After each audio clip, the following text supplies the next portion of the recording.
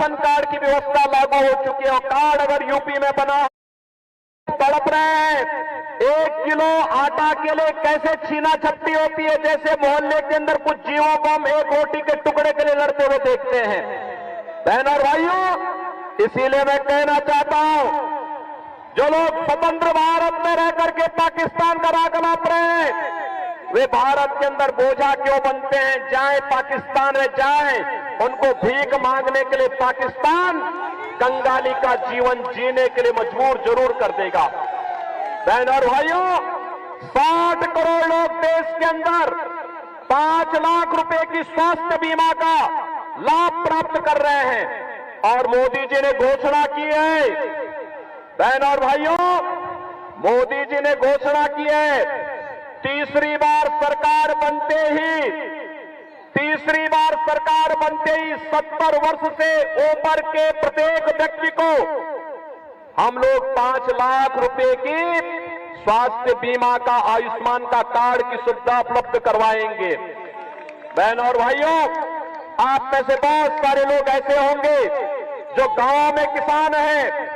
12 करोड़ किसानों के लिए किसान सम्मान निधि, 12 करोड़ घरों में शौचालय का निर्माण, 10 करोड़ गरीब परिवारों को उज्ज्वला योजना के कनेक्शन और 4 करोड़ गरीबों के मकान। और मोदी जी ने घोषणा की है कि इस बार जैसे ही आएंगे, अगले 5 वर्ष के अंदर सभी गरीबों के मकान, एक मकान उन सभी बाकी बचे हुए लोगों को उपलब्ध करवाने का कार्य भी करेंगे।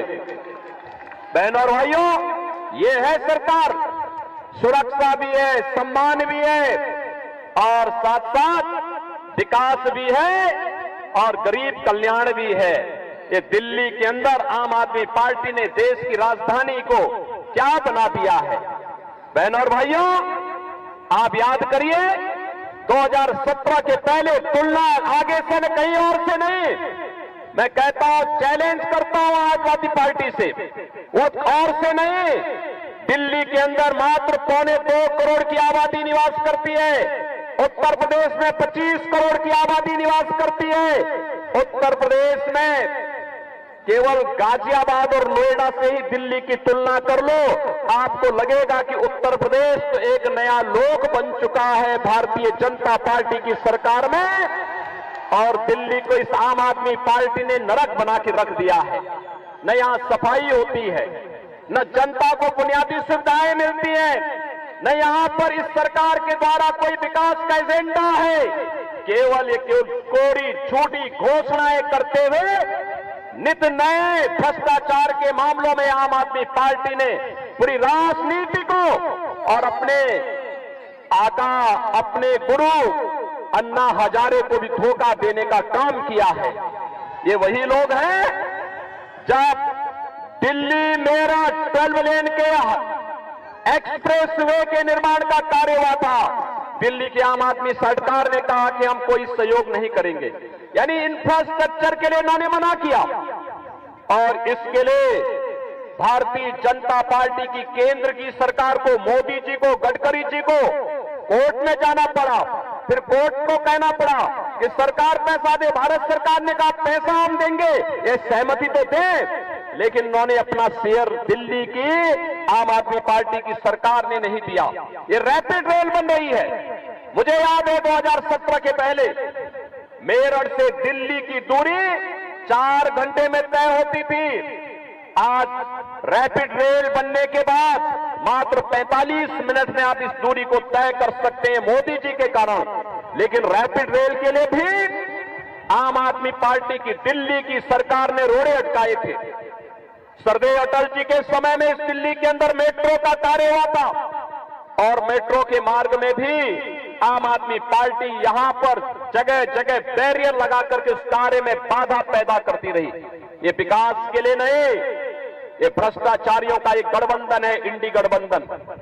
ये भारत की आस्था के साथ खिलवाड़ करने वाला गठबंधन है, भारत के अंदर विरासत को अपमानित करने वाला गठबंधन है और पाकिस्तान का राग अलापने वाले हैं। आपने देखा होगा जब सिटीजनशिप अमेंडमेंट एक्ट को लेकर के भारतीय जनता पार्टी की केंद्र की मोदी जी की सरकार ने देश के अंदर पाकिस्तान, बांग्लादेश और अफगानिस्तान से आए हुए हिंदू, सिख, बौद्ध, जैन, पारसी और ईसाई समुदाय के पीड़ित समुदायों को नागरिकता देने के लिए कदम उठाया।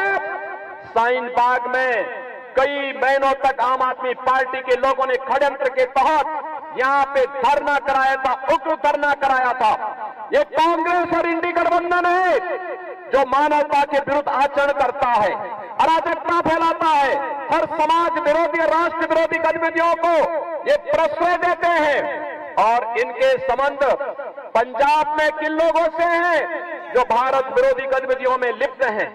शाहीन बाग की घटना और शाहीन बाग की घटना के बाद जिस प्रकार से इस दिल्ली को दंगों की आग में झोंकने का काम इन्होंने किया था, ये किसी से छुपा हुआ नहीं है। और इसीलिए तो बहनों और भाइयों, इंडी गठबंधन इस समय घबराया हुआ है तो यूपी के बुलडोजर से घबराया हुआ है।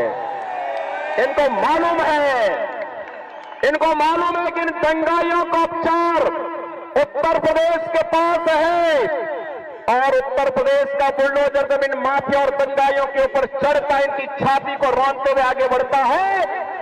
तो बहनों और भाइयों, उत्तर प्रदेश में 7 वर्ष से कोई दंगा नहीं हुआ।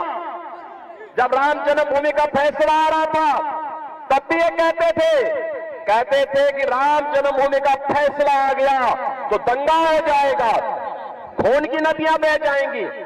मैंने कहा देखो, ये नए भारत का नया यूपी है, अब दंगा नहीं होगा, एक पत्ता भी नहीं मिलेगा।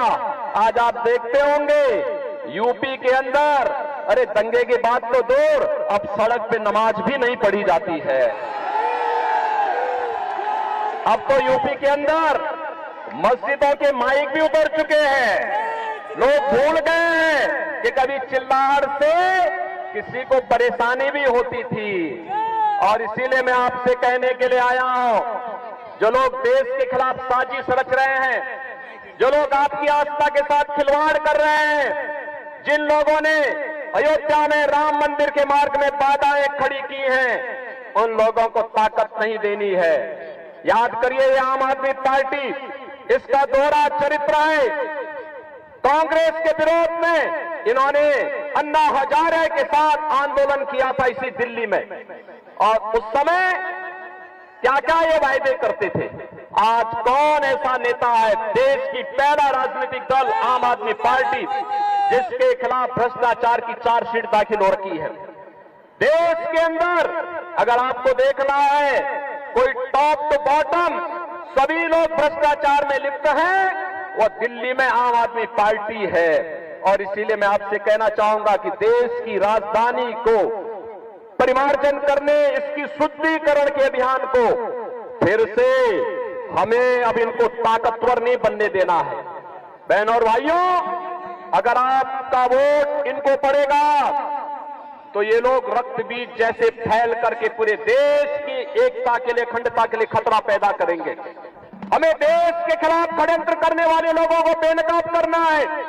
भारत की विरासत को अपमानित करने वाले लोगों को पूरी तरह बेनकाब करना है। भारत के विकास में बैरियर बने हुए लोगों को, उनके बैरियर को हटाना है।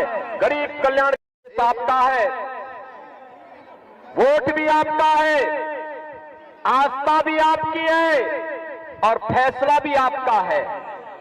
एक वोट भारत को आत्मनिर्भर भारत और विकसित भारत बना सकता है अगर मोदी जी के हाथों में आता है, कमल खिलता है तो।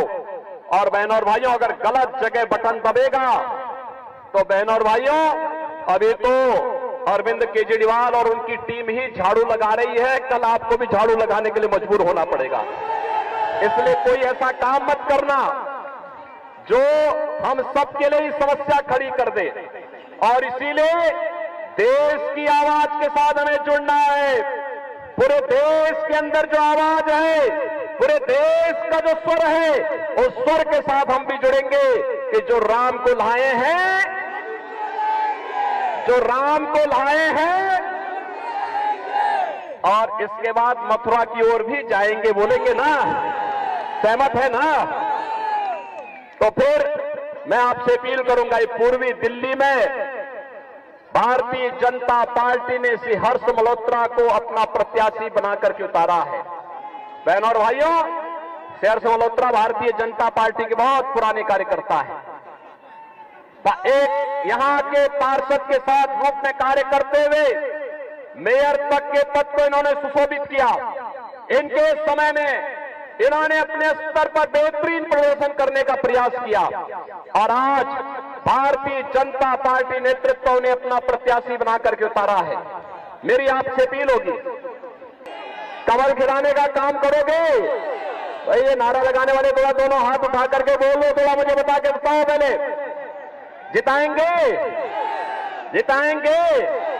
आम आदमी पार्टी से जुड़े हुए लोगों को, इंडी गठबंधन से जुड़े हुए सभी घटकों को इससे उनको बड़ी पीड़ा है। वे कहते हैं कि अयोध्या में राम मंदिर का निर्माण नहीं होना चाहिए था। वे कहते हैं, इनके सहयोगी बोलते हैं, कहते हैं अयोध्या में राम मंदिर बेकार बना। बहनों और भाइयों, ये पहले दिन से राम मंदिर के विरोधी रहे हैं, लेकिन भारतीय जनता पार्टी विरासत और विकास की जिस राजनीति को लेकर के 2014 में आगे चली थी, आज उस राजनीति का परिणाम हम सबके सामने देखने को मिल रहा है।